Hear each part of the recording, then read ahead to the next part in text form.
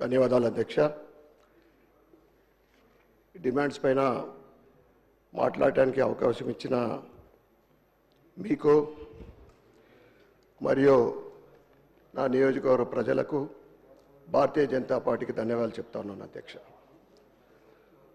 ముందుగా ఎండోమెంట్ విషయం అధ్యక్ష, తెలంగాణలో దేవాలయ భూముల ఆక్రమణ అనేది తీవ్రమైన సమస్యగా మారింది అధ్యక్ష. తెలంగాణ రాకముందు 87,235 ఎకరాల దేవాదాయ భూములు ఉండేవి అధ్యక్ష.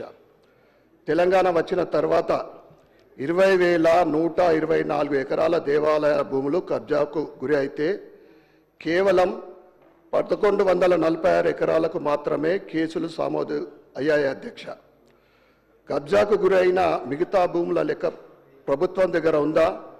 ఉంటే దానిపైన ఈ ప్రభుత్వం ఏం చర్యలు తీసుకున్నారో సమాధానం చెప్పాలి.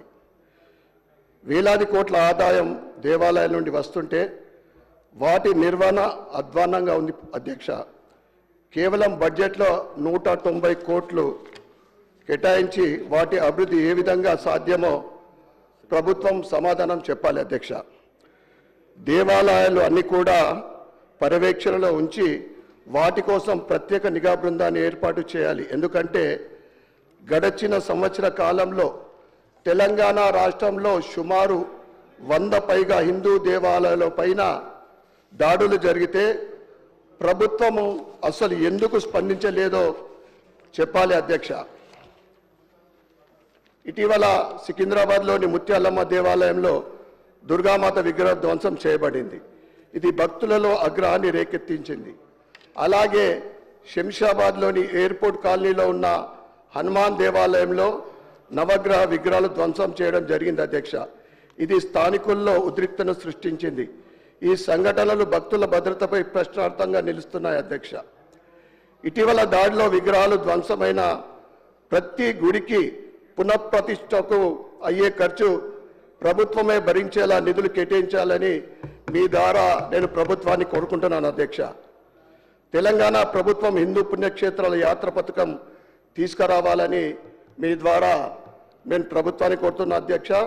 హజ్ యాత్ర తరహాలో ప్రతి నియోజకవర్గం నుండి కనీసం 500 భక్తులకు ప్రతి సంవత్సరం చార్ధామ్ యాత్రకు ప్రభుత్వ ఆర్థిక సాయం అందించాలని నేను మీ ద్వారా ప్రభుత్వాన్ని కోరుతున్నాను అధ్యక్ష. ఎండోమెంట్ బడ్జెట్ను 1000 కోట్లకు పెంచండి.